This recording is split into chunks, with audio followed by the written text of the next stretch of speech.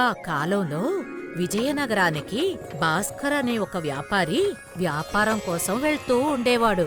కాని ఈసారి అతని బండిలో పళ్ళు, ధాన్యాలు ఇంకా ఎన్నో వస్తువులతో ఇంకొకటి కూడా ఉంది. అదేమిటంటే బొద్దుగా అందంగా ఉండే అతని కొడుకు భానువర్మ. భాను, ఇక్కడి నుంచి చూడు నాన్న, నువ్వు విజయనగరం చూడాలని ఆశపడ్డావు కదా.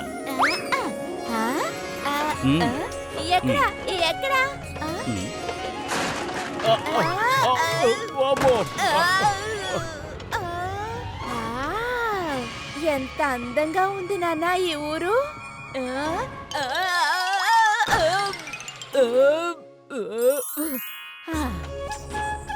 ఏంటన్నా, ఎలా ఉన్నావు? బాగున్నాను భాస్కర్ బాబు. కన్నా, ఈ కానుకను తీసుకువెళ్ళి చిరోన్ మామకు ఇవ్వు. సరే నాన్న. మాయా మాయా, ఏంటిది?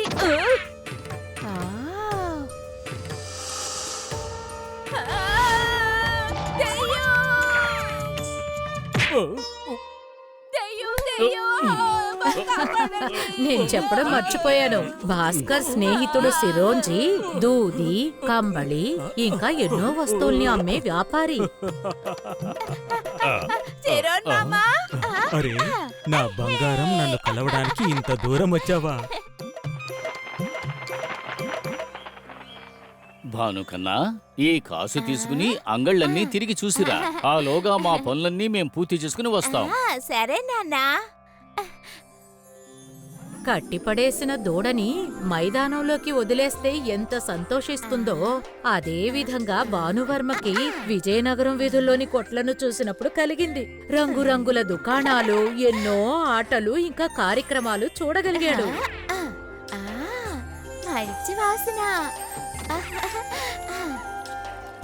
జిలేబీ. రండి రండి, తీయని యాపిల్ పళ్ళు, చాలా రుచికరమైన యాపిల్ పళ్ళు. ఒక్క పండుకి 4 పళ్ళు. ఒక్క కాసుకి 4? మా ఊర్లో 6 పళ్ళు ఇచ్చేవారు. అయితే ఎక్కడ దొరికితే అక్కడికే వెళ్ళి తీసుకో. రావాలమ్మా రావాలి. 1 పైసాకి 1 పండు. దీనికంటే ధర తక్కువైన పనస పండు ఎక్కడా ఉండదమ్మా. ఒక్క కాసుకి ఇంత పెద్ద పండా? ఇది పనస పండు బాబు. వెళ్ళి పెద్దవాళ్ళని అడిగి తెలుసుకో. దీని ముందు ఏ పండు కూడా నిలవలేదు బాబు. ఒక్కసారి తిని చూడు చూడు. ఇదిగోండి 1 కాసు. కానీ దీనికి ముళ్ళున్నాయే. కంగారు పడకో, 2 ముక్కలు చేసి లోపల ఉన్న పండు తినాలి. సరే అయితే.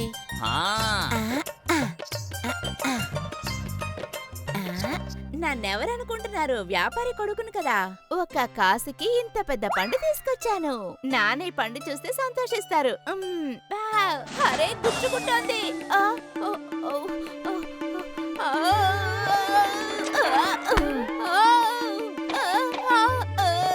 పట్టుకోలేకపోతున్నాను.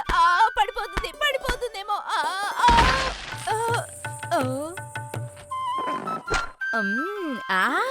ఎంత తీయగా ఉంది.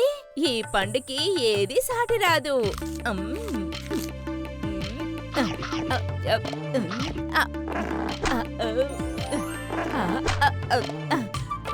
బాగా తీయగా ఉంది, కానీ చేతులన్నీ అతుక్కుపోతున్నాయి. అరే, ఏంటిది ఇలా అతుక్కుపోతుంది?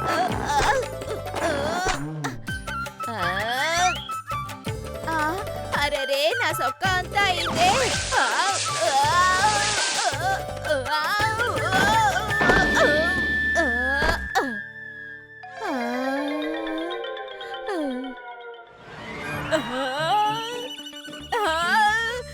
ఏంటిది, నేను ఇలా అయిపోయాను? నానొచ్చేస్తున్నారేమో. ఇప్పుడు నేనేం చేయాలి? వేడి నీళ్ళు. భానువర్మ, అరే, ఇప్పుడు నాన్న నన్ను ఈ పరిస్థితిలో చూస్తే కోప్పడతారే. ఏ భానువర్మ, విజయనగరం వాడికి బాగా నచ్చిందనుకుంటాను.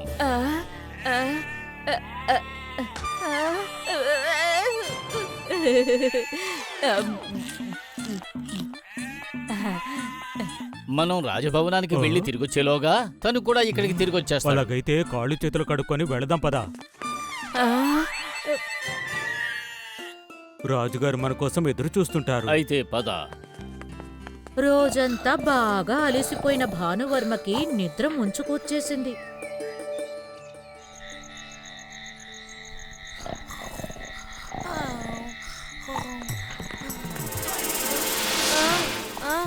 చుంగి, ఇక్కడ ఎవ్వరూ లేనట్టున్నారు. దొంగలొచ్చారు. 1, 2, 3, 4 ఎన్ని గొర్రెలు ఎత్తగలిగితే అన్ని గొర్రెలు ఎత్తుకుందాం. ఏమంటావ్?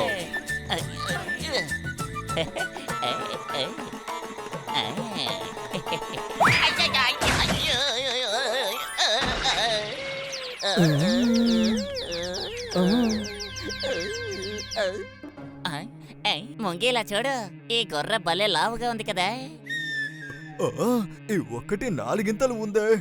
శబ్దం చేస్తే నానొచ్చేస్తారు, ఇంకా అందరూ కూడా వచ్చేస్తారు. వద్దొద్దు, శబ్దం చేయకుండా ఉండటమే మంచిది.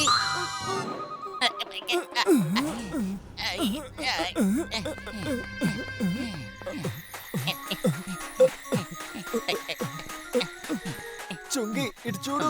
చీకట్లో మనం గొర్రె అనుకుని ఏనుగునేమి ఎత్తుకొని రాలేదు కదా మిత్రమా. దీని బరువుకి నా నడుము విరిగిపోయేలా ఉందే.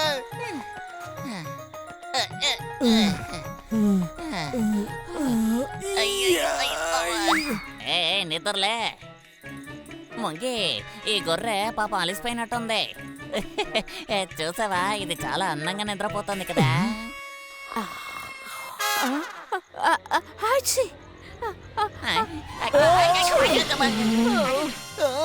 అరే, గొర్రె తుమ్ముతుంది. నేను గొర్రెనే కాదు, నేనే భానువర్మని. ముంగి, ఇది మాట్లాడే గొర్రె మిత్రమా. ఇది గొర్రె కాదు, భూతం, భూతం. నాకు భయంగా ఉంది. అక్క కూడా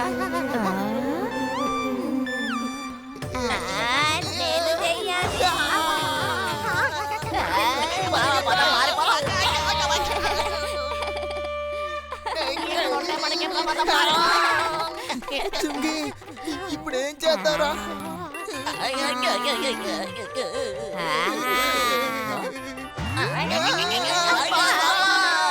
అరే, ఎక్కడ పారిపోతున్నారు? నా మాట వినండి.